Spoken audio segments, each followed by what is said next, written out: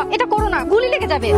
আমি আপনাকে ভালোবাসি, আমি তাইফের মা হতে চাই। আমি তো এটাই চেয়েছিলাম। তাই তুই এখানে এসব তো কেন করলি? তোর নানু যদি কোনোভাবে কোনো কিছু জানতে পারে তাহলে তোর আর আমার কি হবে একবার ভাবছিস? জানলে জানবে, আমি নিজেই বাবাকে বলবো যে আমি তাইফের মা হতে চাই। সেইটা তুই কোনোদিনই হইতে পারবি না।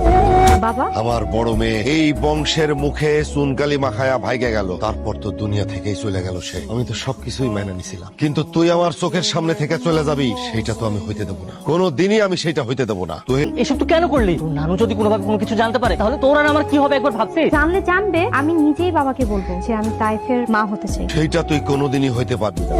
বাবা, আমার বড় মেয়ে এই বংশের মুখে চুনকালি মাখায়া ভাইগে গেল, তারপর তো দুনিয়া থেকেই চলে গেল সে। আমি তো সবকিছুই মেনে নিছিলাম, কিন্তু তুই আমার চোখের সামনে থেকে চলে যাবি সেইটা তো আমি হইতে দেবো না, কোনোদিনই আমি সেটা হইতে দেবো না। তুই মেয়ের থেকে বাইসে যে কোনো একজনের বিয়ে করুক, আমার বোনের দিকে নজর দিল কেন? তুহিনের কোনো দোষ নাই। তাহলে কি সম্পর্কটা টুপ করে আসমান থেকে পড়ছে? আমার মামুনিকে দিয়ে দাও। এই আমার সব বোনরা কি গাছের ফল যে টুপ করে পায়রা ফোন চাইলো নিয়ে গেলা? আব্বা ওদেরকে তাড়াতাড়ি এই বাড়ি ছেড়ে চলে যেতে বলেন। যাও না কেন, চলে যাও ওইখান থেকে। আর কোনোদিনও তুমি এই বাড়ির দিকে চোখ তুলে তাকাবা না, কোনোদিন না। আমার এত মেয়ে হয় নাই যে আমি একটা একটা করে তোমার হাতে তুলে দেবো আর তুমি তা করে নিয়ে মাইরা ফালাবা। চলে যাও, এক্ষুনি চলে যাও, গেট আউট, চলে যাও। না আমি যাব না, আমি যাব না, আমি যাব না, মামুনি কাছে যাব না। মামুনি আমি যাব না, মামুনি আমাকে আটকাও। বাবা আমি ভেবেছিলাম আমার মা মারা যাওয়ার পর আমি একটা নতুন মা পেয়েছি। মামুনি যখন আমাকে আদর করতো আমার মনে হতো আমার আপন মাই আমাকে আদর করছে। মামুনি আমাকে আর আদর করবে না, আমরা আর কোনোদিন মামার বাড়িতে আসতে পারবো না।